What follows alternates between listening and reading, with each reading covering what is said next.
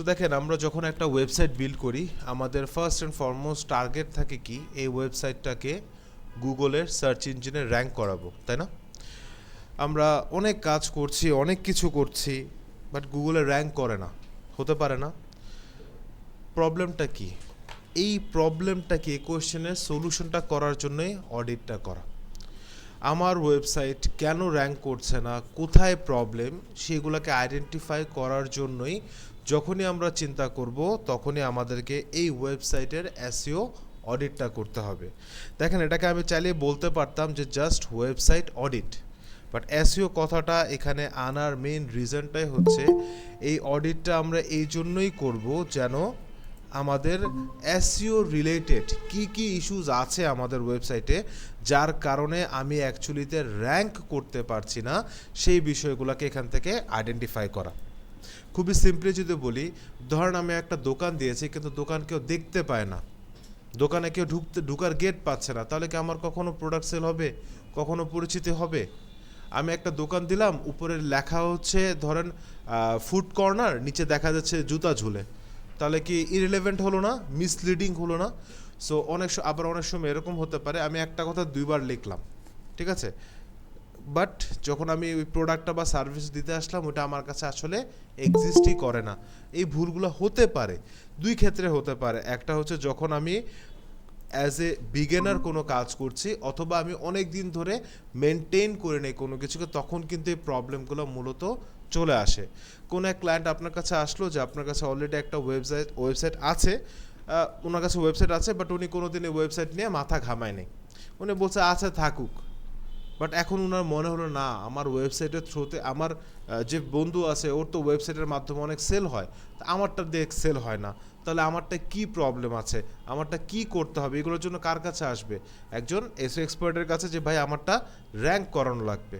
এখন first and foremost আপনি কি জাস্ট ওয়েবসাইট দেখে বলবেন যে ওয়েবসাইটে অনেক সমস্যা, আপনি কি হাতুড়ি ডাক্তার যে ভাই কি মাথা ব্যথা না পা, পেট ব্যথা না পা? এটা তো হবে না।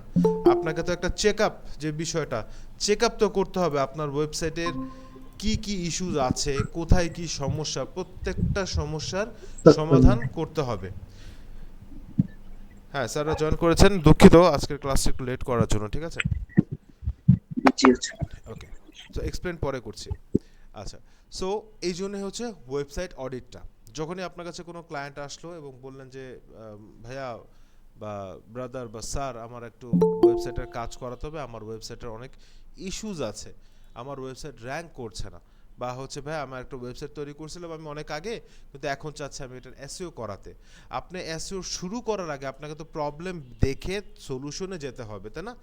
এখন এখানে কিন্তু মুখস্থ কোনো কিছু না যে আপনি জানেন যে একটা ওয়েবসাইটের অন পেজ করতে হয়, অফ পেজ করতে হয়, আপনি ওয়েবসাইট ধরেই কিন্তু কাজ শুরু করতে পারবেন না। এমন হতে পারে তার ওয়েবসাইটের সব স্ট্রাকচার খুব সুন্দর, অন পেজ খুব সুন্দর, অফ পেজ ভালো না। হতে পারে আপনার ইন্টেরিয়র ভালো কিন্তু মার্কেটিং নাই, তাহলে কি আপনারা আবার কি ইন্টেরিয়র ভাঙবেন, নাকি শুধু মার্কেটিংয়ে ফোকাস করবেন? তোর মার্কেটিং খুব ভালো, আপনার খুব কাস্টমার আসে, কিন্তু আপনার ইন্টেরিয়র ভালো না, তাহলে কি মার্কেটিং নতুন করে সাজাবেন? না। যেটা প্রবলেম সেটা আইডেন্টিফাই করে সেটাকেই আমরা সলিউশন করব। সো ওয়েবসাইট অডিটের ক্ষেত্রে যদি আমরা ধরেন হচ্ছে একটু লেখায় দেখি আর কি, বা একটু ডিসক্রিপশনটা ভাই দেখি। ক্লাস কি রেকর্ড হচ্ছে? হ্যাঁ, ক্লাস রেকর্ড হচ্ছে। A website audit is a thorough inspection of a website performance, structure, content, and technical aspects to identify issues and opportunities for improvement. আমার টেকনিক্যাল ইস্যু থাকতে পারে, আমার কন্টেন্ট ইস্যু থাকতে পারে, এগুলোকে দেখে যদি বেটার করার অপরচুনিটি থাকে সেটাকে আইডেন্টিফাই করে বের করা।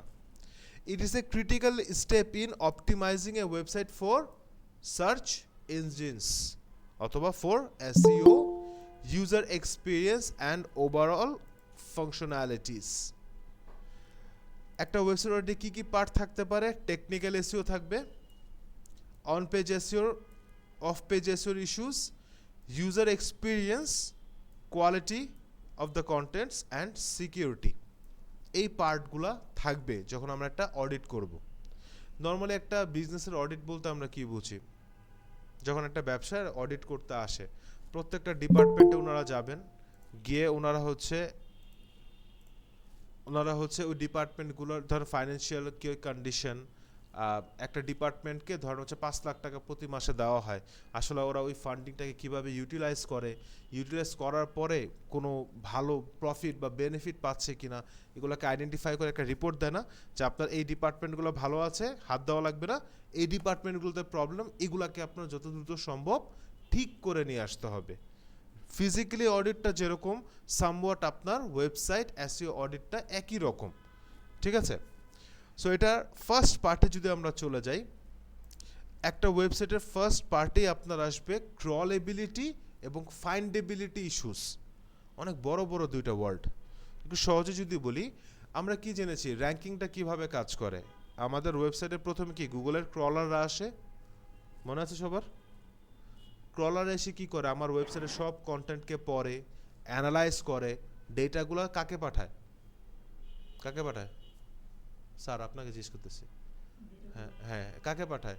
গুগলের ক্রলার যখন অ্যানালাইজ করে ওই ডাটাগুলো কার কাছে পাঠায়? ইয়াহুর কাছে? কার কাছে? কার কাছে না, গুগলের ক্রলার আসছে, সরকারের লোক আসছে আপনার এখানে ইন্সপেক্ট করতে, কার কাছে ডেটা দিবে? কার কাছে দিবে রেজাল্টটা? সরকারের কাছে দিয়ে দেবে না?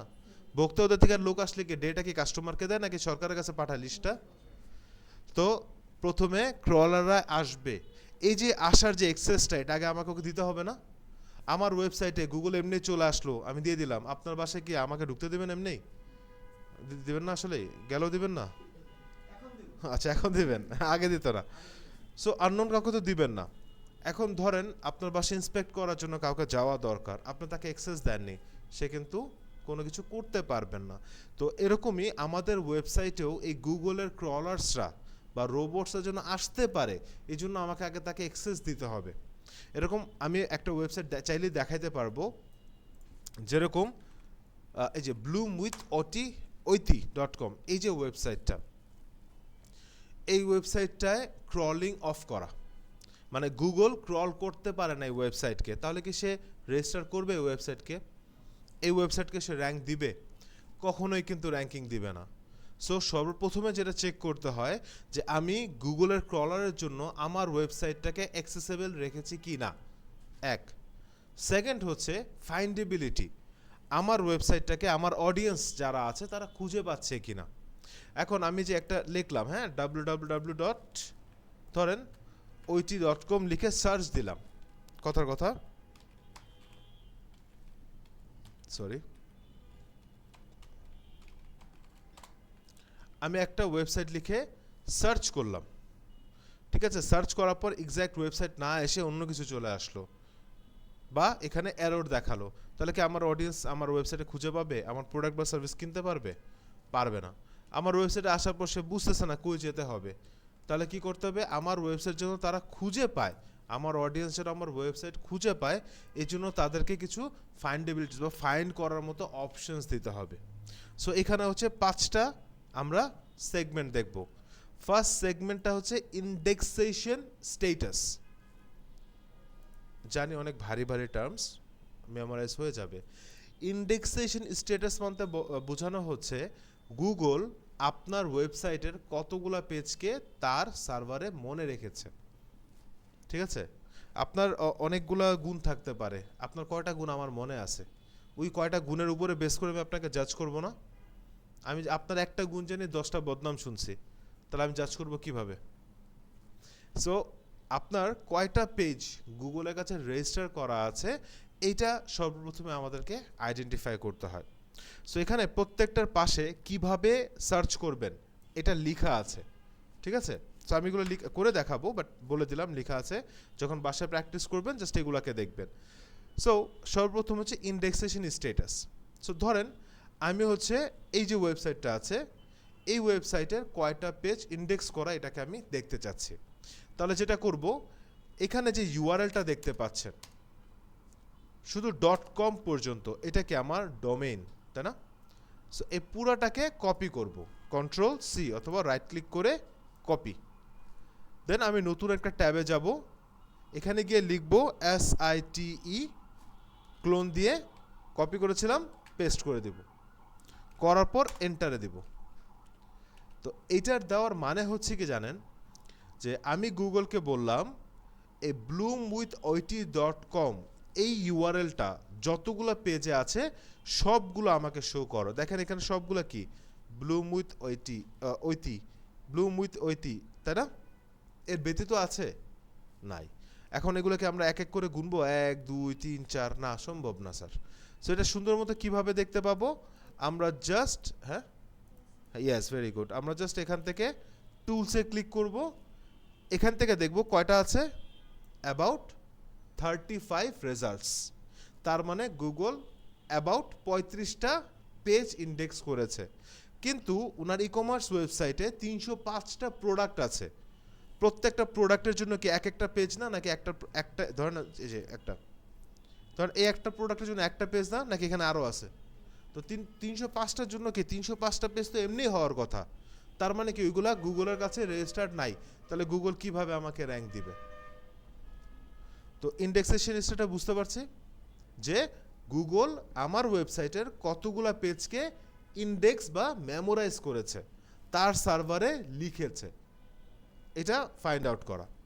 সো এটার জন্য আমরা একটা শিট ইউজ করব। আমি শিটটা ওপেন করে দিচ্ছি।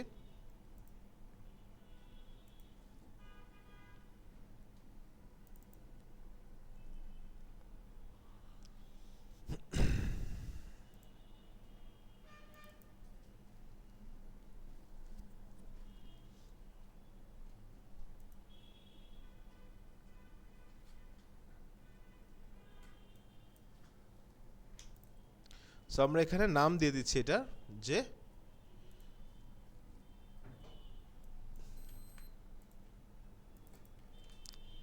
bloomwithoit website audit.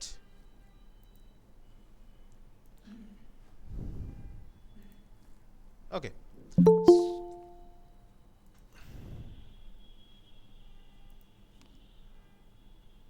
ওকে। সো এই যে ফার্স্ট পার্টটা দেখতে পাচ্ছেন ইন্ডেক্সেশন স্ট্যাটাস। সো এখানেও দেখেন আপনাদের লেখা আছে না ইন্ডেক্সেশন স্ট্যাটাস। সো এখানে ইন্ডেক্সেশন স্ট্যাটাসের ডিসক্রিপশনে আপনি লিখবেন আমরা কয়টা পেয়েছি ওয়েবসাইট, 35টা, এই যে এখানে, তাই না, অ্যাবাউট 35। সো আমি এই অ্যাবাউট 35টাকে কপি করলাম, এখানে আমি লিখে দিব যে about 35 pages indexed. Okay, so এখানে দেখেন তিনটা ভাগ আছে, টাইটেল, ডিসক্রিপশন অ্যান্ড কি রেফ, মানে কি রেফারেন্স। কেন রেফারেন্সটা দিচ্ছি? ক্লায়েন্ট আপনাকে জিজ্ঞেস করতে পারে, ভাইয়া আপনি যে রেজাল্টটা আমাকে দিলেন কোথা থেকে দিলেন? আমরা একটা নিউজ দেখলে চিন্তা করি না যে আসলে রেফারেন্স কি বা কোথা থেকে শুনছো তুমি, এরকমভাবে কথা বলি না। সো এরকম যখনই আমরা কিছু করছি এই রেফারেন্সটা আমরা ওনাকে দিয়ে দিব। তো আমাদের রেফারেন্সটা কি? এই যে সাইট ক্লোন ইউআরএল, এটা লিখে সার্চ করেছি, সো এটাকে কপি করলাম, এই যে রেফারেন্স আমি এইটাকে বসিয়ে দিলাম।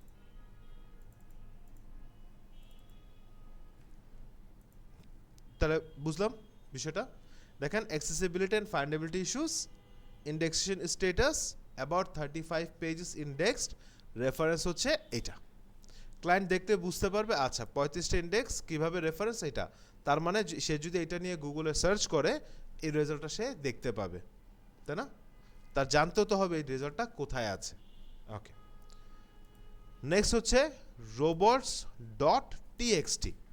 এটা হচ্ছে একটা সিম্পল টিএক্সটি টেক্সট ফাইল। এটার কাজ হচ্ছে আপনার যে ক্রলার্সরা ওয়েবসাইটে আসবে তাদেরকে গাইড করা বা হোস্ট করা। ধরেন আজকে আপনারা যখন ফ্রন্টে এসেছেন কেউ নাই, তখন ক্লাস স্টার্ট হচ্ছে না, আপনারা বিরক্ত বা টেনশনে হয়ে যাবেন না যে কী ব্যাপার, কেউ নাই, কোনো কিছু জানাচ্ছে না, কই বসবো বুঝতেছি না, এটা কেমন একটা নেগেটিভ একটা ভাইব আসবে না? ক্রলাররা যখন আপনার ওয়েবসাইটে আসে কোন পেজে সে এন্টার করতে পারবে, কোন পেজে সে রিস্ট্রিক্টেড, এইগুলো বোঝানোর জন্য এই রোবট ডট টিএক্সটিটা দায়ী। আপনার ওয়েবসাইটে এই রোবটস ডট টিএক্সটি থাকতেই হবে, ঠিক আছে, ম্যান্ডেটরি থাকা। সো যদি কোনো কারণে না থাকে তার মানে কি যে আপনার প্রথম ইস্যুস আমরা পেলাম, এই ইস্যুস কিন্তু ধরছি না ইন্ডেক্সেশন স্ট্যাটাস, কারণ আপনি অ্যাজ এ ক্লায়েন্ট খেলে আমাকে ওয়েবসাইটটা দিয়েছেন, আমি দেখলাম আচ্ছা 35টা পেজ আছে, 100টা পেজ আছে, আমি ওয়েবসাইটে না ঢোকা পর্যন্ত দেখতে পাবো না কিন্তু কতগুলো পেজ এক্স্যাক্টলি আছে। বাট robots.txt বা এটা আছে কি না, আপনার ওয়েবসাইটে কোনো হোস্ট আছে কি না, এটা আমি বাইরের থেকেই চেক করতে পারবো। এটা চেক করে যদি দেখি যে আপনার robot.txt নাই, তার মানে এটা হচ্ছে আপনার এসইওর দিক থেকে ফার্স্ট ইস্যু, যে ক্রলার আপনার ওয়েবসাইটে গেলে কোনো প্রকার হোস্ট পায় না, এই জন্য একটা নেগেটিভ রিভিউ সে নিয়ে যায়। ওকে, সো robots.txt যদি খুঁজতে চাই বা দেখতে চাই, আমরা আমাদের ওয়েবসাইটে যাব। যদি এখানে এই যে এরকম ফরওয়ার্ড স্ল্যাশ দেখেন, এগুলো সব কেটে দিবেন, জাস্ট .com পর্যন্ত বা ডট যে XYZ যেটাই হোক ওই পর্যন্ত থাকবেন।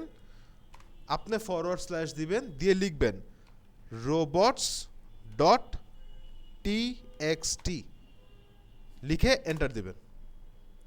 যখনই আপনি দেখবেন এরকম একটা লেখা আসছে, কি লেখা জানি না, কোড বুঝি না, যদি দেখেন লেখা আসছে দ্যাট মিন্স robots.txt আছে। আমি অন্য একটা ওয়েবসাইটে যাই,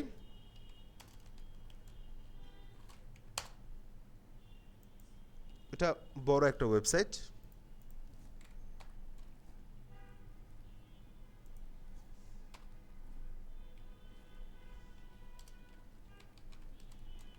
robots.txt আছে। একটু পার্থক্যটা যদি দেখি, কিন্তু দুইটাতেই আছে, একটা অনেক বড় ওয়েবসাইট আর একটা একদম ছোট ওয়েবসাইট। যখনই দেখবেন যে এখানে কোনো প্রকার টেক্সট লেখা আসছে, এই যে এরকম ভাবে লেখা আসছে, তার মানে robot.txt আছে। ওকে, হ্যাঁ, ওগুলো অনেকগুলো পেজ দেখেন, এখানে অনেকগুলো পেজকে ডিসঅ্যালাউ করা হয়েছে, অনেকগুলোকে অ্যালাউ করা হয়েছে, ভাগ আছে। বাট আমাদের যেটা ওটা শুধুমাত্র ডিসঅ্যালাউ করা, মানে এটা তো ইস্যুজ আছে, ঠিক আছে। না না, ডিসঅ্যালাউ মানে ক্রলার্স আর নট অ্যালাউড, ক্রল করতে পারবে না। আর এখানে কিছু জায়গায় ক্রল করতে পারবে না, কিছু জায়গায় ক্রল করতে পারবে। সো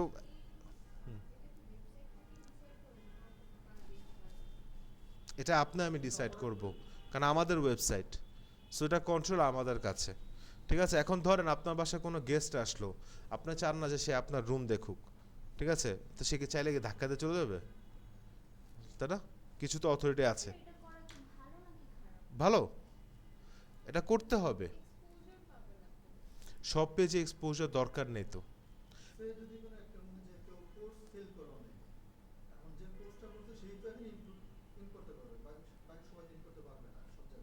না না, ক্রলার্স আর কিন্তু হিউম্যানস একইভাবে কাজ করে না। হ্যাঁ, ধরেন এগুলো আপনি যেটা কথা বলছেন এটা লগ ইন, যে আপনি অলরেডি কোর্স করেছেন, সো আপনাকে একটা লগ ইন অ্যাক্সেস দিয়েছে, আপনি ব্যতীত আমি ঢুকতে পারবো না।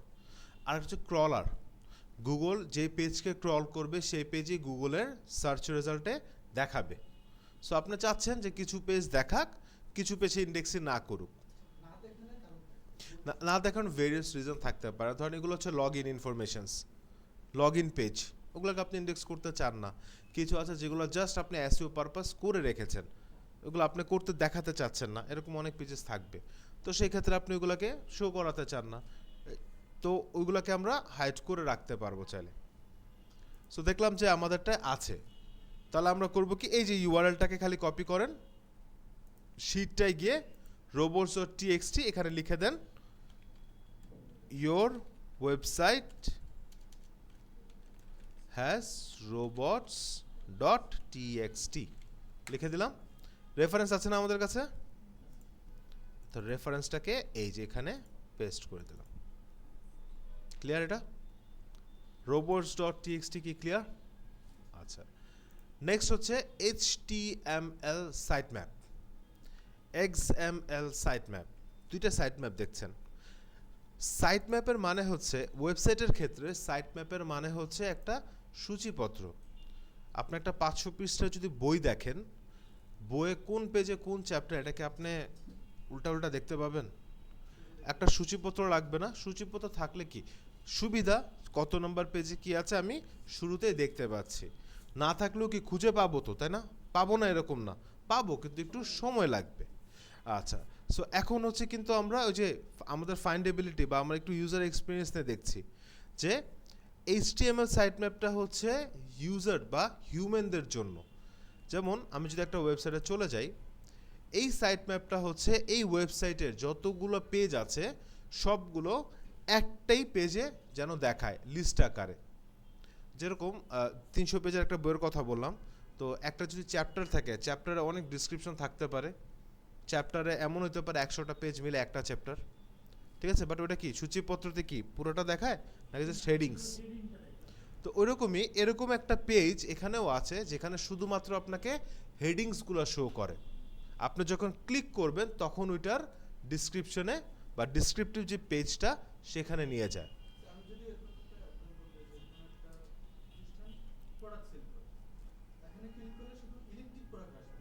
ক্যাটাগরি,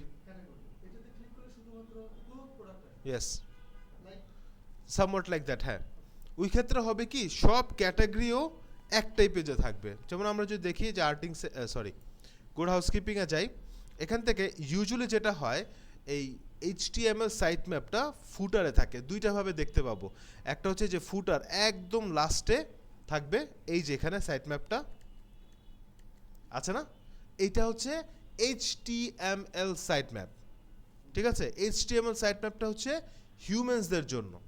সো আমি সাইট ম্যাপে ক্লিক করি, দেখেন এই ওয়েবসাইটের যতগুলো পেজ আছে সবগুলো ক্যাটাগরি ওয়াইজ লিস্ট করে আমাকে এখানে দিয়ে দিয়েছে, তাই না? সো আমার জন্য সুবিধা হলো না, যদি আমি হোস্টিং দেখতে চাই তাহলে ক্লিক করব, চলে যাবে। আর না হলে এই পেজটা কোথায় আছে এটা খুঁজতে হলে আমার জান বের হয়ে যাবে এখন, রাইট? সো এটা কি সুবিধা হলো, এটা থাকা ভালো। সো কি আমাদের যদি যাই এই পেজে নাই, ই কমার্স ওয়েবসাইট তো, সো এখানে ইউজুয়ালি থাকবে না সাইট ম্যাপটা, নাই, আছে নাই, নিচে রাখি, আমরা রাখি।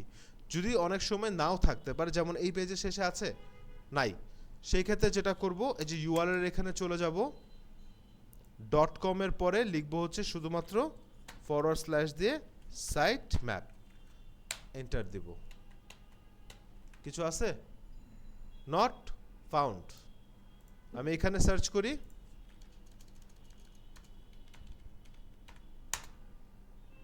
আসছে?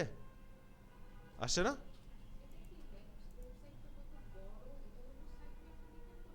সাইট ম্যাপ, হ্যাঁ অবশ্যই, কতগুলো পেজ আছে ওটা ডিপেন্ড করে তো আপনাকে এখানে লিস্টগুলো বাড়বে বা কমবে। থাকবে থাকবে, তখন হয়তো বা একটু ছোট থাকবে এটা। হ্যাঁ, এটা নাই প্রবলেম। হ্যাঁ হ্যাঁ, নট ফাউন্ড মানে নাই। হ্যাঁ, এই যে প্রবলেম আমরা একটা পেয়ে গেলাম। সো এইচটিএমএল সাইটম্যাপ কি? Your website does not have HTML sitemap.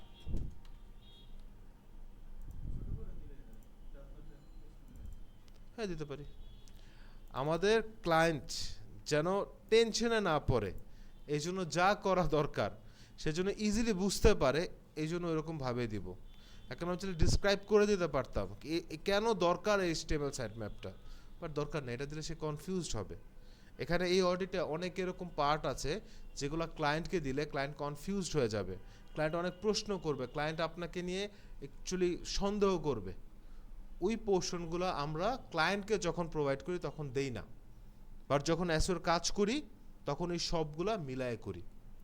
এই লিস্টটা আমি তৈরি করে নেই, এটা গুগল একটা বড় PDF দেয়, ওইখান থেকে এই পয়েন্টগুলো ছোট ছোট ছোট করে বের করা। এটা কিন্তু আপনি আমি তৈরি করতে পারবো না যে গুগল কি পছন্দ করে, এটা একান্তই তার। সে যে লিস্টটা দিয়েছে ওইখান থেকে জাস্ট পয়েন্টসগুলোকে নোট আউট করে এই লিস্টটা তৈরি করা। এটা যদি কারো কাছে থাকে রেফারেন্স সহ সে নিজেই অডিট করতে পারবে। ওকে, নেক্সট হচ্ছে XML site map. HTML site ম্যাপটা যেরকম হিউম্যানসদের জন্য একটা সূচিপত্র, XML সাইট ম্যাপটা হচ্ছে ক্রলার্সদের জন্য একটা সূচিপত্র। আমরা কি কোডস পড়তে পারি? অনেক সময় কোডে লেখা থাকে, আমরা যদি কোডিং না বুঝি প্রোগ্রামিং ল্যাঙ্গুয়েজ না বুঝে এটাকে পড়তে পারি? তাহলে এটা কি সাধারণ জনগণের জন্য হলো না। এখন এই এক্সএমএল সাইট ম্যাপের যে স্ট্রাকচারটা এটা বুঝতে পারে ক্রলার্সরা, কারণ এটা তৈরি করা হয় আমার ওয়েবসাইটের স্ট্রাকচারটা গুগল বা যে কোনো সার্চ ইঞ্জিনের ক্রলাররা যেন খুব সহজেই আইডেন্টিফাই করতে পারে। যেরকম আমরা যখন এখানে সাইট ম্যাপটা দিয়েছিলাম, এটাকে যে কোনো হিউম্যান যে ইংলিশ পড়তে পারে সে বুঝবে না। আচ্ছা, সো এরকমই এক্সএমএল সাইট ম্যাপে একটা আছে। সো যেরকমভাবে আপনি এইচটিএমএল সাইট ম্যাপ বের করেছেন, ঠিক ওরকমভাবে এখানে এক্সএমএল সাইট ম্যাপ বের করব। সো আমি এখানে জাস্ট লিখব xml.sitemap। আছে?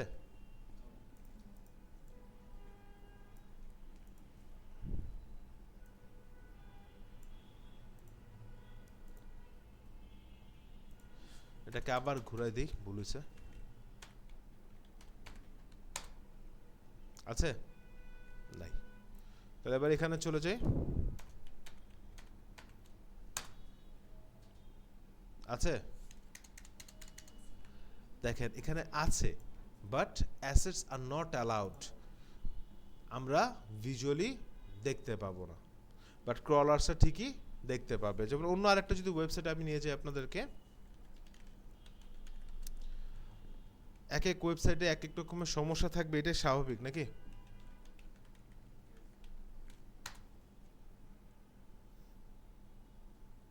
একটু সময় নিব।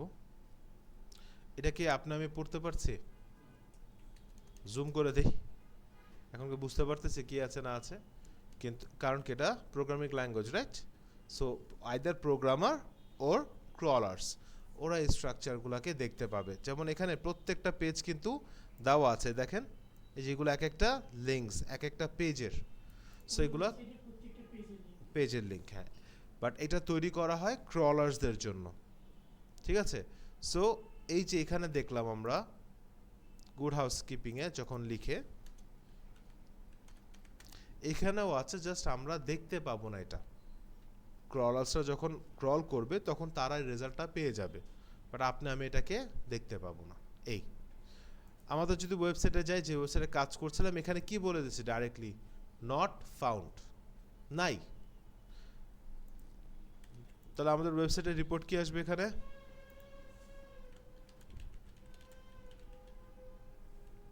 does not have XML sitemap, right?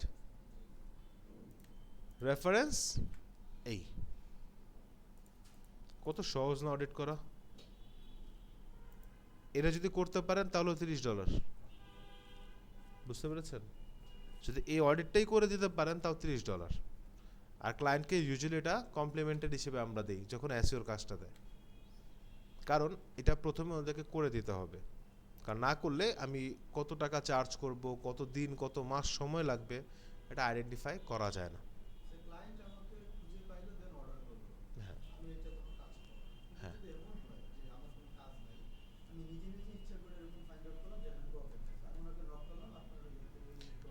আপনার মাইন্ড তো অলরেডি মার্কেটিংয়ের। এই কথাটা কয়েকদিন পর আমি আপনাদেরকে বলতাম যে বিভিন্ন ওয়েবসাইট আপনারা খুঁজে বের করেন, যাদের কাছে যাদের অডিট করে আপনি তাদেরকে মেল করবেন যে আমি আপনার ওয়েবসাইট দেখছিলাম, আপনার ওয়েবসাইট ভিজুয়ালি খুব ভালো লেগেছিল, I did a simple audit, I have found out this are your problems, please fix it, or if you are looking for SEO expert, I am your guy. আমরা এরকমভাবে approach করতে পারি। আচ্ছা, next হচ্ছে custom 404 page. So 404 এখানে অনেক দেখছিলাম, তাই না?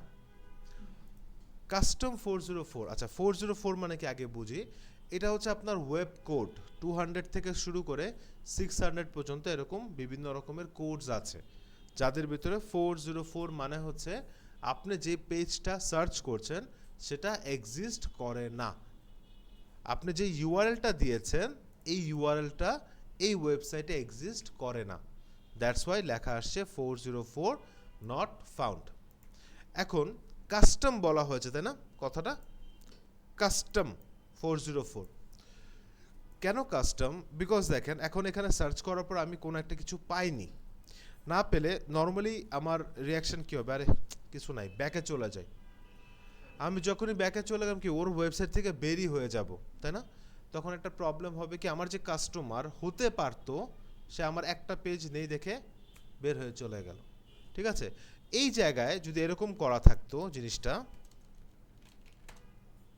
যে কোনো একটা পেজ নাই কিন্তু আমার এই যে হেডার বা আমার ওয়েবসাইটের কিছু অংশ অ্যাভেলেবেল আছে যেন উনি অন্য কিছু ব্রাউজ করার জন্য একটা অপশন পায়, তাহলে কি বেটার ছিল না? এটা পাইনি হয়তো বা অন্য কিছু নিয়ে সার্চ করতে পারবে। এইটা হচ্ছে কাস্টম ভাবে করা। কাস্টম আপনি বুঝে যাবেন কাস্টম যদি দেখেন যে আপনার এই ওয়েবসাইটের এই হেডারটা বা মাথার অংশটা এবং পায়ের অংশটা ভিজিবল, তাহলে বুঝবেন যেটা কাস্টম করা। যেমন এখানে oops we don't have the page you looking for, আর 404 নট ফাউন্ড, একই কথা না? ঠিক আছে, একটা ঝাড়ি দিয়ে বলছে, একটা আদরে বলছে। একটা বলছে শারাপ, আর একটা বলছে বাবা একটু চুপ করো। এই ঠিক আছে, কিন্তু এটার বেনিফিটটা কি? ক্লায়েন্ট আপনার শান্ত থাকলো, ঠিক আছে, কাস্টমার আচ্ছা ঠিক আছে এটা নাই, দেখি আমি অন্য কিছু আছে কিনা, বা যে দেখি ওদের লেটেস্ট কি স্টোরিজ আছে, আমার কাছে অপশন আছে। কারণ আপনি যদি আপনার অডিয়েন্সকে অপশন না দেন সে আরেকটা অপশন খুঁজে নিবে, আর সেটা অবশ্যই আপনার ওয়েবসাইট হবে না। যেমন এটা আমি এখানে কিছু পাই না, আমি ওয়েবসাইট থেকে বের হয়ে যাব, এটা তো স্বাভাবিক। সো যখনই দেখবেন যে কোনো ওয়েবসাইটে জাস্ট এরকমভাবে ব্ল্যাঙ্ক 404 নট ফাউন্ড এরকম লেখা, এগুলা হচ্ছে কাস্টম 404 পেজ না।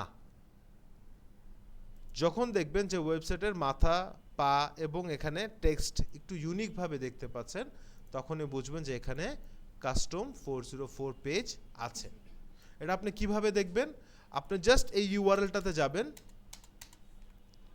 এই যে .com পর্যন্ত আসবেন, আসার পরে ফরওয়ার্ড স্ল্যাশ দিয়ে যেটা মন চায় লিখবেন, লিখলেন, স্যার দেরি করছে, আছে কিছু আছে, কারণ এটা এক্সপেক্টেড, আমরা জানি যে এই নামের কোনো পেজ এই ওয়েবসাইটে থাকার কথা না। তো সার্চ করার সময় তো এইভাবে সার্চ করতে হবে। যেমন এখানে আরেকটি এক্সাম্পল আছে, কি লেখা দেখেন তো, domain.com, তার মানে যে ওয়েবসাইটের নাম .com, তারপর কি লিখবো, যা মন চায়, যেটা মন চায় আপনি লিখবেন, আপনাকে এমন করলেও হবে। তার মানে কি আমাদের ক্লায়েন্টের ওয়েবসাইট কি 404 কাস্টম করা আছে না, তাহলে no custom 404 page available, reference দিয়ে দিলাম। এই বুঝতে পেরেছি এই পাঁচটা জিনিস? হ্যাঁ, আচ্ছা, খুব কম সময় লাগবে। একটা ওয়েবসাইট বেছে নেন, goodhousekeeping.com, এই ওয়েবসাইটের এই জাস্ট পাঁচটা জিনিস বের করেন হাতে হাতে। গুড হাউসকিপিং,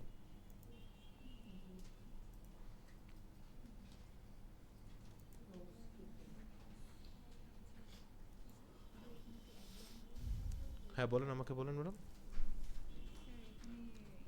লগ ইন, হ্যাঁ আপনার লগ ইন না করলেও হবে, এই যে এখানে চলে যান, এই যে এখানে, হ্যাঁ লেখেন goodhousekeeping.com, এই যে আপনাদের এখানে দিয়ে রেখেছি, হ্যাঁ কিভাবে সার্চ করবেন এই যে দেখে নেন।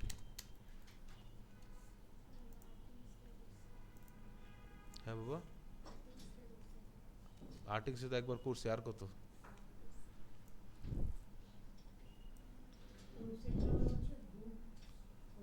গুড হাউসকিপিং, হ্যাঁ হ্যাঁ,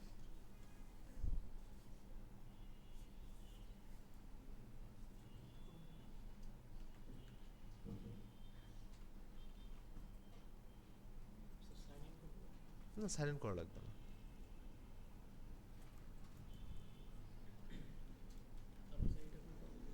এটা না, এটা জাস্ট আপনারা এমনি দেখেন যে আমি যেভাবে দেখিয়েছি না, সাইট ওয়েবসাইট, এই যে দেখেন ডান পাশে লেখাগুলো আছে, জাস্ট একবার দেখেন যে সব আছে কিনা, সব বুঝতে পারছেন কিনা। ইন্ডেক্সেশন স্ট্যাটাস কিভাবে বের করবেন মনে আছে? এসব মাথা থেকে বের হয়ে গেছে? বাসায় করলে ভালো হয় নাকি? বাসায় করলে ভালো হয় নাকি? ঠিক আছে, তাহলে বাসায় এটা হোমওয়ার্ক হিসেবে করে আনবেন।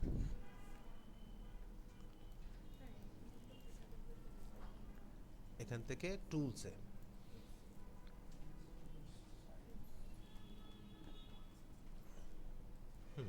যে নিচে দেখা যাবে। হ্যাঁ, আচ্ছা, ঠিক মতো লেখেন এখানে সাইট লিখে ক্লোন দিয়ে, আচ্ছা এটা বাসায় করেন, আমি ভিডিওটা দেখে করেন। ওকে, নেক্সট পার্ট হচ্ছে অন পেজ এসইও চেকস। ওকে, আচ্ছা, সো অন পেজ এসইও চেকসের ক্ষেত্রে আপনাদেরকে ফার্স্ট অফ অল যেটা চেক করতে হবে সেটা হচ্ছে আপনার ওয়েবসাইট সিকিউরড কি না। আমরা HTTPS বা HTTP নাম শুনেছি না? HTTP মানে কি? Very good, right? আচ্ছা, যখনই আপনি কোনো ওয়েবসাইটে যাচ্ছেন, এখানে আগে একসময় একটা তালার মতো চিহ্ন দেখাতো, এখন একটু আপগ্রেড হয়েছে। দেখেন আমি এখানে ক্লিক করলে কি দেখাচ্ছে? তালা দেখাচ্ছে, কানেকশন ইজ সিকিউরড। ঠিক আছে, এখন গুগল পছন্দ করে যে গুগলের প্ল্যাটফর্মে যে সকল ওয়েবসাইট থাকবে তাদের সিকিউরিটি যেন খুব ভালো থাকুক, যেন তাদের ওয়েবসাইটে যাওয়ার পর অডিয়েন্সের বা ভিজিটরদের কোনো ধরেন ডেটা এনক্রিপ্ট বা নষ্ট না হোক বা চুরি না হোক, তারা কোনো স্ক্যামের শিকার যেন না হোক। এজন্যই গুগল বলে যে যে কোনো ওয়েবসাইটকেই যদি গুগলের প্ল্যাটফর্মে র্যাঙ্ক করতে হয় তাদের একটা সিকিউরিটি সার্টিফিকেট লাগবে, যেটার কারণে HTTP এটার পরে এই S চিহ্নটা আসে বা S লেখাটা আসে। এই Sটা হচ্ছে, আমি আচ্ছা এটা একটু ইলাবোরেট করে বলি। আমরা যদি একটা টেক্সট ডকুমেন্ট নেই, দেখেন HTTP we all know, না? Hyper text transfer protocol. যখনই আপনি এই HTTP আর তারপরে একটা S যুক্ত করবেন, সেই ক্ষেত্রে হয়ে যাবে hyper text transfer protocol secured. এই সিকিউর বা এই S লেখাটা হচ্ছে আপনার একটা সার্টিফিকেট, সিকিউরিটি সার্টিফিকেট, যেটাকে বলা হয় SSL। SSL মানে হচ্ছে সিকিউর সকেটস লেয়ার। এটা জাস্ট একটা এক্সট্রা প্রোটেকশন আপনার ওয়েবসাইটের, যেন কোনো স্ক্যামার, কোনো হ্যাকার আপনার ওয়েবসাইটে খুব সহজেই হ্যাক না করতে পারে।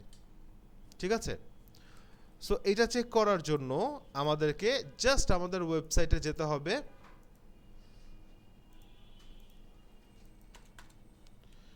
এখানে এই URL প্রেসটাতে জাস্ট একটাবার ক্লিক করব, করে এখানে চেক করব যে এই যে এসটা আছে কি না।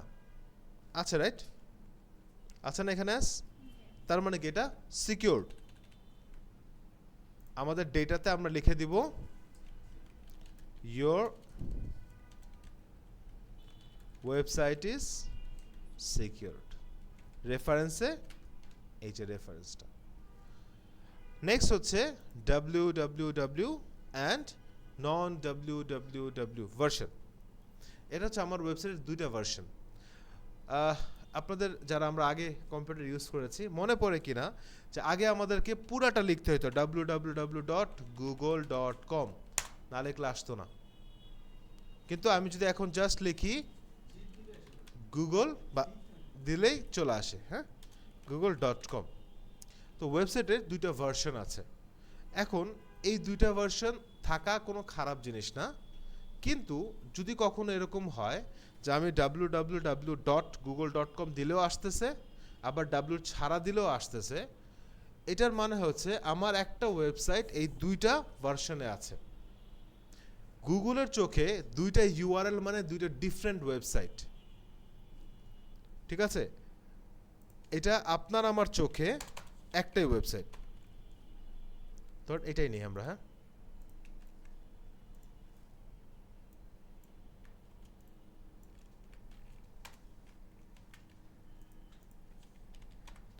আপনার আমার চোখে কি এটা একটাই ওয়েবসাইট, কারণ যে আমরা ডোমেন দেখছি। গুগলের কাছে দুইটা লিংক, তার মানে কি দুইটা ডিফারেন্ট ওয়েবসাইট। সো গুগল যখন দেখবে যে এরকম দুইটা লিংকে একই রকমের সেম কন্টেন্ট, তাহলে গুগল মনে করবে যে আমি মানে একটা ওয়েবসাইট আরেকটাকে কপি করছি, যেটা গুগল কখনোই পছন্দ করে না। তখন গুগল কি করবে, আমার ওয়েবসাইটকে পেনাল্টি দিবে বা হচ্ছে আমাকে ব্যাড মার্কিং দিবে। তাহলে উপরেরটাকে দেখ আর নিচেরটা থেকে খাবে গে, একটাই তো, কারণ আলটিমেটলি কি ওয়েবসাইট তো একটাই। সো যখন এরকম দুইটাই থাকবে, যেটা আমাকে করতে হবে, হয় এই দুইটা মিলে একটা করতে হবে, অথবা এই দুইটা রাখলে আমাকে একটা ক্যানোনিক্যাল ট্যাগ ব্যবহার করতে হবে, যে ট্যাগটা গুগলকে বোঝাবে যে এই দুইটা একই ওয়েবসাইট, কিন্তু এদের বেটার ভার্সন হচ্ছে আইদার ডাব্লিউ অথবা নন ডাব্লিউ, যেটা আপনি সিলেক্ট করে দিবেন। এটা একটা ট্যাগ, আমি আপনাদেরকে দেখাই।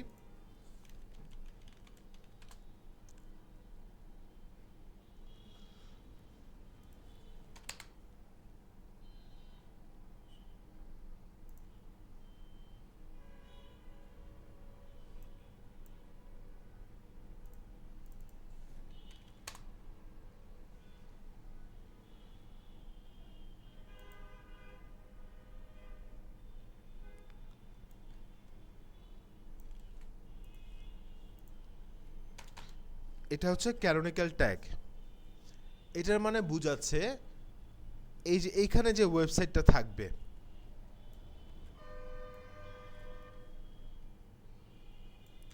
এটার মানে বোঝাচ্ছে যে এই ওয়েবসাইটে দুইটা ভার্সন আছে, যেটার বেটার ভার্সন হচ্ছে এই ডাব্লিউ সহ।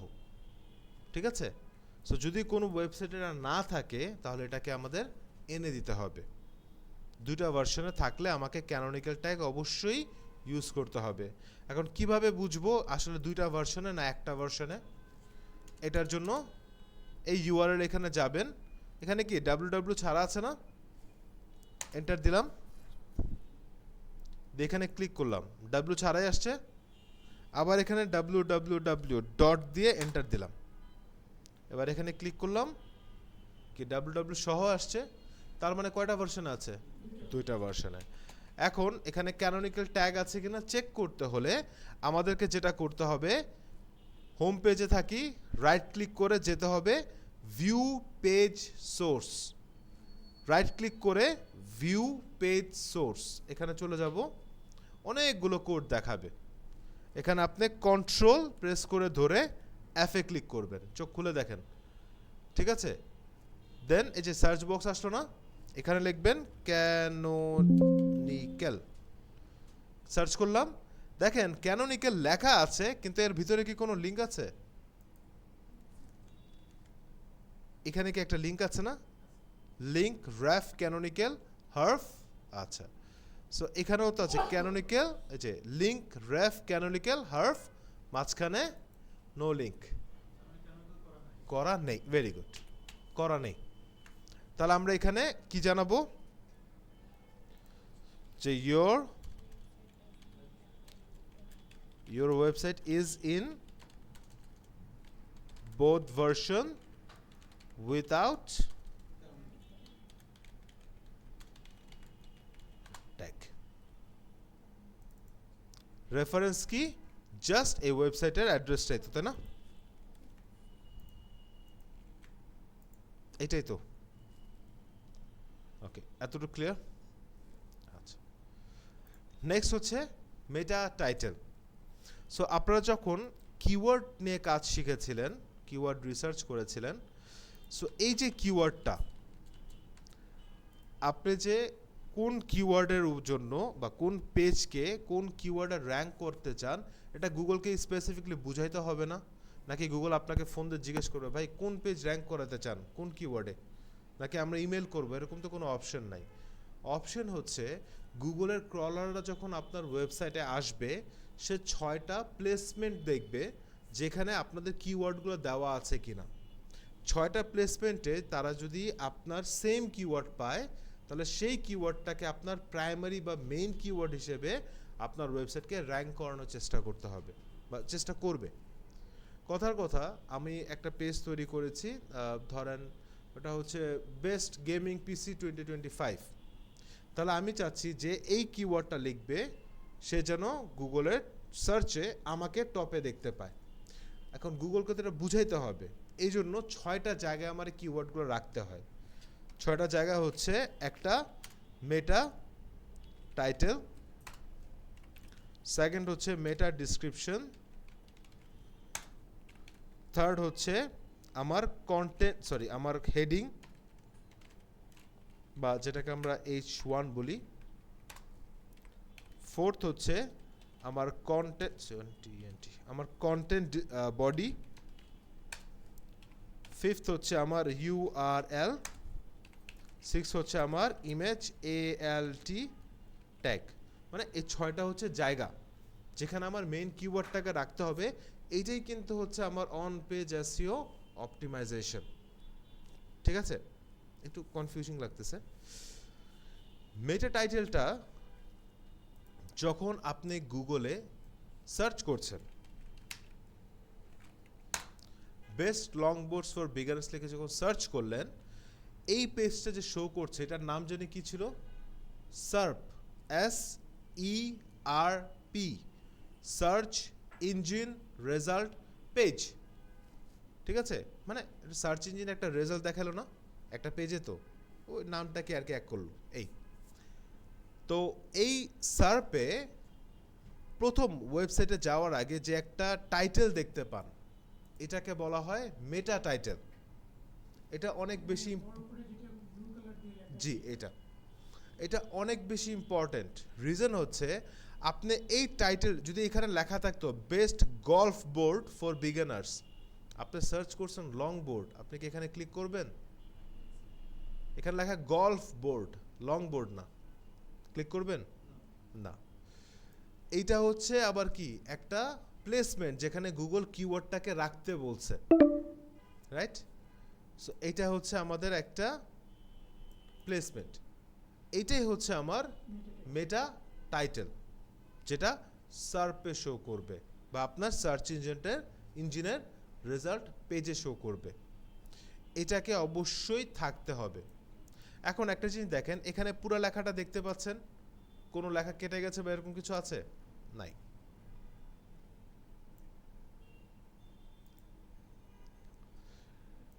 এই টাইটেলটা যদি চিন্তা করি, এখানে কি পুরোটা দেখা যাচ্ছে? তিনটা ডট আসা মানে এখানে আরও কোনো একটা ওয়ার্ড আছে যেটা কাটা পড়ে গেছে, বিকজ এটা গুগলের প্ল্যাটফর্ম। গুগল এক্স্যাক্টলি একটা আপনাকে প্লেস দিয়েছে যেখানে আপনি টাইটেলটা দিতে পারবেন। কতটুকু দেখাবে এটাও গুগল বলে দিয়েছে। সো যখনই আপনি গুগলের ইনস্ট্রাকশনস থেকে এক্সিড করবেন বা বাড়তি কিছু করতে যাবেন, তখন সে ওই পোর্শনটাকে অবশ্যই কেটে দিবে। যখন কোনো টাইটেলে ডটস চলে আসে, দ্যাট মিনস ইটস ইনকমপ্লিট, আমি পুরো ইনফরমেশন পাইনি, তাহলে এটা এসইওর জন্য অপটিমাইজড না। ওকে, সো আমাকে এই মেটা টাইটেলের তিনটা ভার্সনে দেখতে হবে। একটা হচ্ছে অপটিমাইজ আছে কিনা, মানে এরকম কেটে যাচ্ছে কিনা ওটা দেখতে হবে। আমার ওয়েবসাইটে একটা মেটা টাইটেল দুইবার আছে কিনা বা তিনবার আছে কিনা সেটা আইডেন্টিফাই করতে হবে, এবং কোনো পেজের মেটা টাইটেল মিসিং আছে কিনা সেটাকে আইডেন্টিফাই করতে হবে। এখন আমার ওয়েবসাইটের যদি 500, 600, 1000 পেজ হয়, এটা কি ম্যানুয়ালি করা সম্ভব এক একটা টাইটেল? হ্যাঁ, অনেক সময় এটা আবার খুঁজেও পাওয়া সম্ভব না, কারণ আমি তো সার্পে দেখতে হবে, আমাকে তো ওয়েবসাইটে অ্যাক্সেস দেওয়া হয়নি, তাহলে আমি কিভাবে দেখব? মেটা ডিসক্রিপশন আমি বলছি কিভাবে দেখব। মেটা ডিসক্রিপশন, সো যে দুই জায়গায় দেখছেন মেটা টাইটেল এবং মেটা ডিসক্রিপশন আপনাকে সার্পে শো করবে। মেটা ডিসক্রিপশনটা হচ্ছে একটা ছোট্ট সামারি। আমি এই লিঙ্কে ক্লিক করলে এটার পেজে কি আছে আমার জন্য সেটা একটা খুব ডিসক্রিপটিভ, মানে খুবই শর্ট সামারি লেখা, এটা হচ্ছে description. Best long boards for beginners, এখানে ক্লিক করলে আমি কি পাবো? Look for long boards with lower centre gravity to enhance balance, popular আচ্ছা এটা তো হচ্ছে ফার্স্ট পেজ না, হ্যাঁ আচ্ছা। Wondering what is the easiest type of long boards to learn, drop throughs, kick tails and drop down are beginner friendly long board shapes. মানে এখানে বুঝাইলো যে আমি যেহেতু একটা লং বোর্ড খুঁজতেছি বিগিনারদের জন্য, তার মানে আমি জানি না কোনটা ভালো কোনটা কি। সো এখানে এটাই বলতেছে যে আপনি কি মানে কোনটা ইজি লং বোর্ড এটা চিন্তা করতেছেন, তাহলে হচ্ছে ড্রপ থটস, কিক টেলস, মানে এগুলো ডিফারেন্ট ডিফারেন্ট ভার্সনস, মানে এগুলো সম্পর্কে আমি এই লিঙ্কে ক্লিক করলে জানতে পারবো। সো এই ডিসক্রিপশনটা পড়ার পর কিন্তু আমি ক্লিক করব।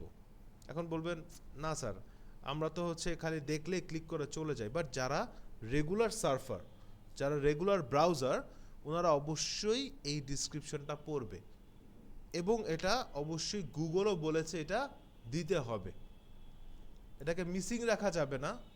কখনোই আপনি একটা ডিসক্রিপশনকে দুইটা পেজের জন্য ব্যবহার করতে পারবেন না এবং কখনোই ও যতটুকু লেটার বা যতটুকু ক্যারেক্টার লিমিট দিয়েছে তার থেকে বেশি লিখতে পারবেন না। তো এগুলো আমাদেরকে বের করতে হবে, মেটা ডিসক্রিপশন আছে কি না, ডুপ্লিকেট আছে কি না, এবং যেগুলো আছে এগুলো অতিরিক্ত ওয়ার্ডের আছে কি না।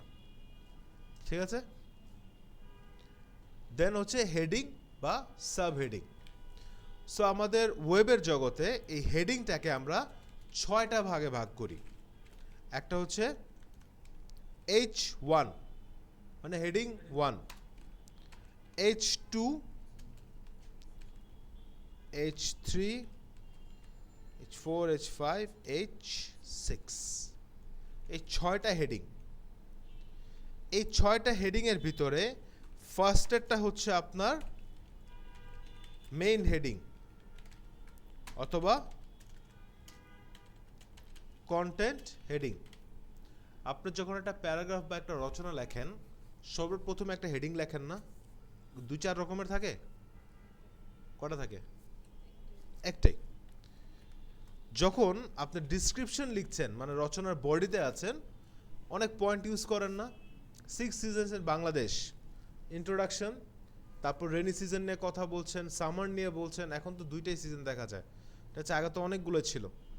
সো এরকম কি আমরা ছোট ছোট করে পয়েন্ট লিখতাম না, ওগুলো একটু বোল্ড করা থাকতো না, বা একটু নিচে দাগ বা 2টা ফোঁটা কিছু একটা করে দুটাকে ইউনিক রাখতাম, রাইট?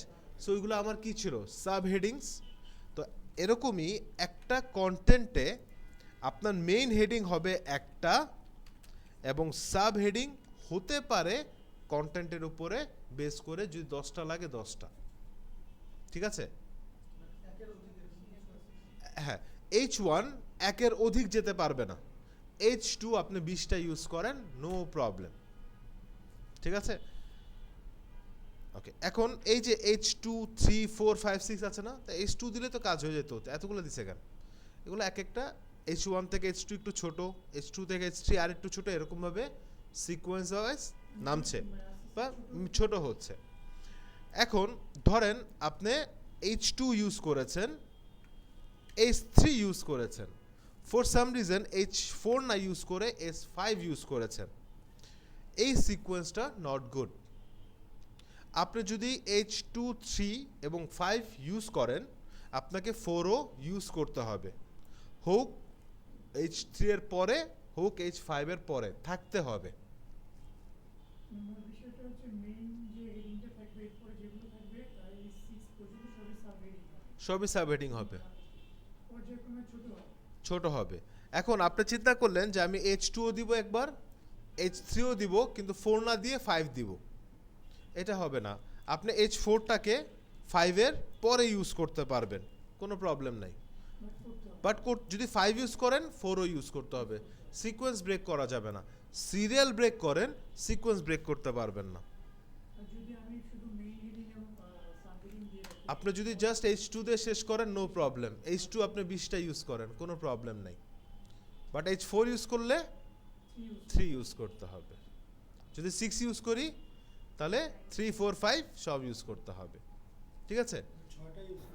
দ্যাট মিন্স হচ্ছে ভাইয়া মানে সিরিয়ালটা মানে উল্টাপাল্টা হলেও চলবে, বাট হচ্ছে যে মানে ইউজ করতে হবে সব, হ্যাঁ, তাই ইউজ তো? করতে হবে, 6টা আর ইউজ সাব করতে এক হবে একটা এমন কোনো সাব কথা নাই।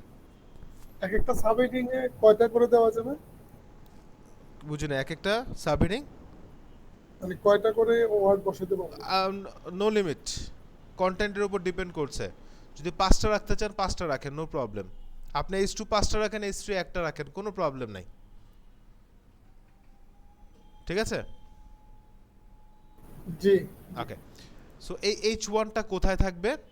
এই H1টা থাকবে হচ্ছে যখন আমরা একটা কন্টেন্ট একটা ওয়েবসাইটে বা ওয়েব পেজে ক্লিক করার পরে সর্বপ্রথমে যেটা দেখব সেটা হচ্ছে আমার কন্টেন্ট হেডিং বা H1। এখন এটা দুইটা ওয়েতে দেখতে হবে। একটা হচ্ছে ম্যানুয়ালি দেখতে পারি পেজ বাই পেজ, যেরকম ধরেন এখানে কোথাও লেখা আছে H1 H2 না, তো এটা দেখার জন্য আমরা একটা এক্সটেনশন ইউজ করতে পারি।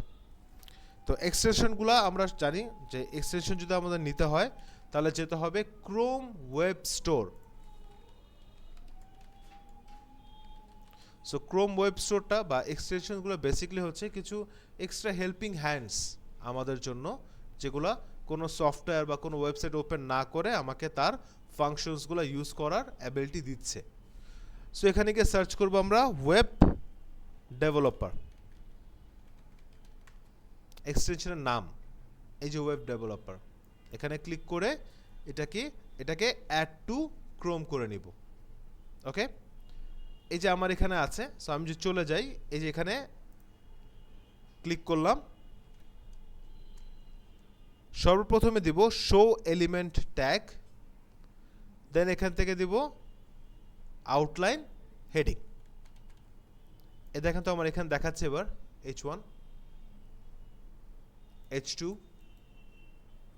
H2 2, এই যে H3 3 3 অ্যান্ড H4 ইউজ করেছে। কোনটা গ্যাপ আছে? না, দুইটা ইউজ করেনি। আচ্ছা, এখন এই যেটা তো আমরা একটা পেজের জন্য চেক করলাম, এই ওয়েবসাইটে যদি 1 লাখ পেজ থাকে, 1 লাখটাকে ম্যানুয়ালি আমরা চেক করতে পারবো? এটা চেক করার জন্য আমাকে যেতে হবে হচ্ছে ক্রোম ক্রোম না, আমরা একটা এক্সটেনশন ডাউনলোড করব। ঠিক আছে, এই যে ক্রোমে অ্যাড করলাম, নাম হচ্ছে ওয়েব ডেভেলপার। সেখান থেকে শো এলিমেন্ট ট্যাগ নেমস এখানে ক্লিক করার পরে শো আউটলাইন হেডিং এখানে ক্লিক করব, তাহলে দেখাবে। এখন এটা তো আর ম্যানুয়ালি সম্ভব না এক একটা পেজ দেখা। সো যেগুলোতে আমি বলেছি ম্যানুয়ালি সম্ভব না, এগুলো হচ্ছে আমরা একটা টুলের উপর বেস করে দেখব। ঠিক আছে, আরেকটা জিনিস দেখে নেই, তারপর টুলের নাম বলছি। নেক্সট হচ্ছে ইমেজ অল্টার ট্যাগ। সো দেখেন তো এই যে এখানে আমরা 6টা যে প্লেসমেন্টের কথা বলেছিলাম, 6টা প্লেসমেন্টে কি পেলাম কিনা? মেটা টাইটেল পেয়েছি, মেটা ডিসক্রিপশন দেখলাম, হেডিং দেখলাম, ইমেজ অল্টার ট্যাগ দেখছি। বাকি আছে কি? এই দুইটাও অডিটের লাস্টের দিকে আছে, সেগমেন্ট ওয়াইজ আছে। সো ইমেজ অল্টার ট্যাগটা হচ্ছে এই ইমেজের একটা অল্টারনেটিভ টেক্সট বা একটা রিটেন ডিসক্রিপশন। ধরেন এখানে একটা ইমেজ দেওয়া আছে,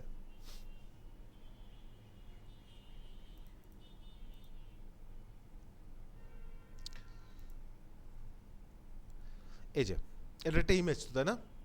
সো অনেক সময় দেখবেন যখন নেট কাজ করে না মাঝে মধ্যে, তখন এখানে একটা ইমেজ, ব্রোকেন ইমেজ, একটা ছোট্ট একটা আইকন এসে, ভাঙা একটা আইকন আসে, পাশে একটা নাম লেখা থাকে। অথবা আমি যদি মাউসটা নিয়ে যাই এখানে একটা নাম দেখাচ্ছে কি হোম মেড পিৎজা ডো। এটা কি আসলে ওইটা না? একটা pizza dough home made. So এটা হচ্ছে কি এই ইমেজের একটা রিটেন ভার্সন। এটা প্রত্যেকটা ইমেজে আমাকে রাখতে হবে, এবং প্রত্যেক পেজের একটা ইমেজকে হতে হবে যেখানে আমার কিওয়ার্ডটা দেওয়া থাকবে।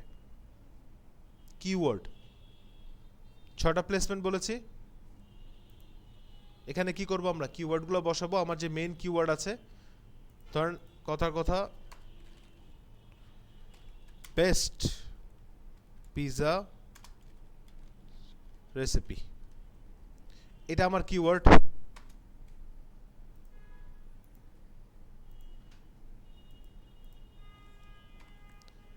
এই কিওয়ার্ডটাকে আমার মেটা টাইটেলও থাকতে হবে,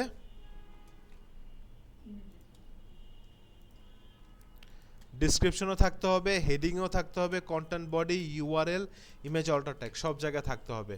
তখন গুগল বুঝবে এটা আমার মেইন কিওয়ার্ড। এখন ইমেজ অল্টার ট্যাগে আসলে আছে কি না এটা বুঝতে হলে আমি মাউসটা হভার করলাম, অনেক সময় লেখা আসবে, অনেক সময় নাও আসতে পারে।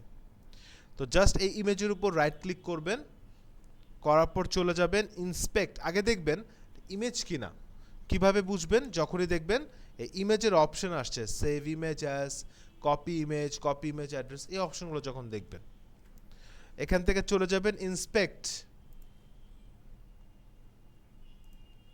যাওয়ার পর এই যে আইকনটা আছে এলিমেন্ট, গ্র্যাব এন এলিমেন্ট, হ্যাঁ, শুরুর বাম পাশের আইকনটা, এখানে ক্লিক করবেন, মাউসটা মুভ করেন, দেখবেন আপনার ডান পাশের কোডও মুভ হবে, রাইট?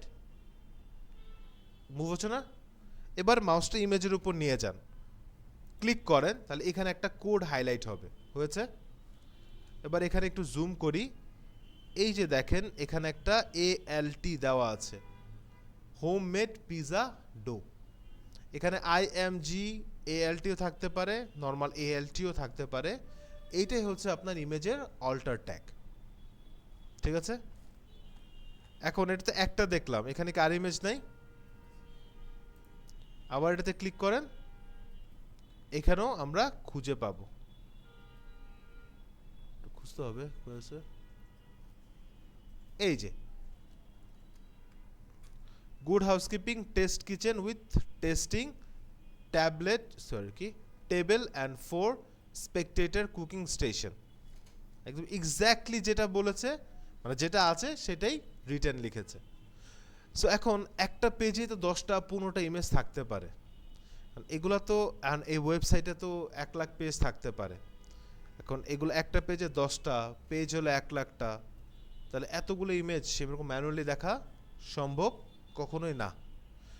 তো এই যে যেগুলাতে বলেছি যে সম্ভব না, এগুলোর জন্য আমরা একটা টুল, ভাইয়া হ্যাঁ বলেন ভাইয়া। ভাইয়া ক্লাসটা এন্ড হয়ে যাচ্ছে আর কি, ও, আচ্ছা, লিংকটা আচ্ছা, শেষ।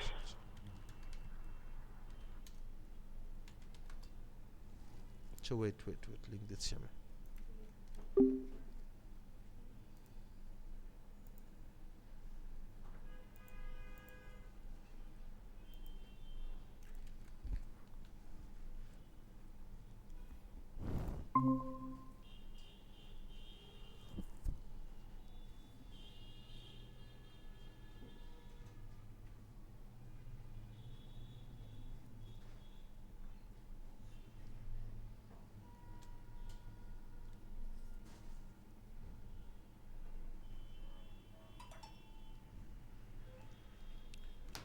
ওকে, সো কি যেন বলছিলাম, ও আচ্ছা, সো যে টুলটার নাম বলছিলাম সেই টুলটার নাম হচ্ছে স্ক্রিমিং ফ্রগ। স্ক্রিমিং ফ্রগ হচ্ছে একটা অডিট টুল, যেটার মাধ্যমে আমরা ক্রল করে গুগল যেরকমভাবে ডেটাগুলো পায় ওইরকমভাবে ডেটাগুলো আমরা এই টুলের মাধ্যমেও দেখতে পারি, ঠিক আছে? সো এখানে আমার ওয়েবসাইটকে স্ক্রিমিং ফ্রগ খুব সুন্দর মতো ক্রল করবে এবং যে যে ডেটাগুলো ম্যানুয়ালি করা সম্ভব না সেই ডেটাগুলো আমাদেরকে প্রোভাইড করবে। ক্লিয়ার? এটা এক্সটেনশন, এটা একটা সফটওয়্যার। স্ক্রিমিং ফ্রগ হচ্ছে একটা সফটওয়্যার। এই সফটওয়্যারের মাধ্যমে আমরা হচ্ছে যেই ডেটাগুলোকে ম্যানুয়ালি দেখতে পারছি না সেগুলোকে আমরা সফটওয়্যারের মাধ্যমে দেখতে পাবো, এবং এখানে খুব সুন্দর মতো ডেটাগুলা স্ট্রাকচার করা থাকবে, যেখানে এরকমভাবে স্ট্রাকচার করা থাকবে। আমি জাস্ট ক্লিক করব, আমাকে দেখাবে হেডিং এতগুলো নাই, এতগুলো আছে, এতগুলো ডুপ্লিকেট, এতগুলো টেক্সটের বেশি আছে, সব ডেটা আমি এখানে দেখতে পাবো, ঠিক আছে? সো এটাকে ডাউনলোড করার জন্য আমরা যে স্ক্রিমিং ফ্রগ লিখব, লিখে যে ওয়েবসাইট চলে যাব, যাওয়ার পর ফ্রি ভার্সেস পেইডে ক্লিক করেন, তাহলে আপনাকে জায়গা মতো নিয়ে যাবে। এখান থেকে নিচে চলে আসেন, দুইটা ভার্সন আছে, একটা ফ্রি একটা পেইড। সো এই যে ফ্রি ভার্সনটা নিব আমরা, ঠিক আছে? ফ্রি ভার্সনটা নিলে হবে কি, অবশ্যই লিমিটেশন আছে ফ্রি ভার্সনে, মাত্র 5-6টা ইউআরএলকে আমি ক্রল করতে পারবো। আর আনলিমিটেড, স্ক্রিনটা দেখাচ্ছে না এতক্ষণ পরে বলে। আর আনলিমিটেড ভার্সন যেটা, মানে পেইড ভার্সন যেটা, ওইখানে যত লিঙ্কই হোক আমি ক্রল করতে পারবো, ঠিক আছে? ওকে, এখন পেইড কি এত বেশি টাকা হয়ে যায় না? 279। পার ইয়ার, একটু বেশি হয়ে গেল না? আচ্ছা, তো এখন এই পেইড ভার্সনটা নেওয়ার জন্য আমরা অন্য একটা ওয়েবসাইট থেকে এটাকে ফ্রিতে ক্র্যাক ভার্সন নিতে পারি। ক্র্যাক ভার্সন শুনেছি নাম? যে কোনো সফটওয়্যারের ফ্রি ভার্সন মানে পেইড ভার্সনটাকেই আপনি যদি ফ্রিতে ইউজ করতে চান তাহলে আপনি ক্র্যাক ভার্সন দিয়ে ইউজ করতে পারবেন। সো এটার জন্য আমরা চলে যাব getintopc.com এই ওয়েবসাইটে।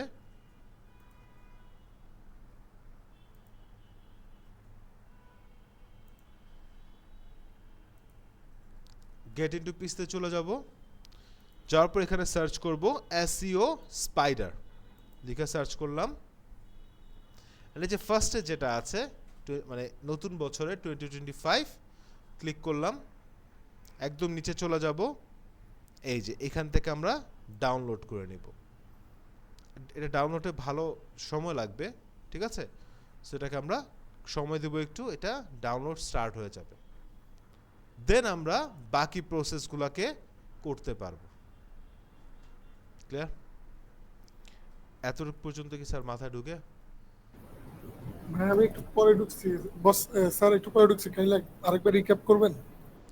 আচ্ছা, আমি বলেছিলাম এই গেট ইনটু পিসি থেকে আমরা স্ক্রিমিং ফ্রগটাকে স্ক্রিমিং ফ্রগের পেইড ভার্সনটাকে ডাউনলোড করে নিতে পারবো।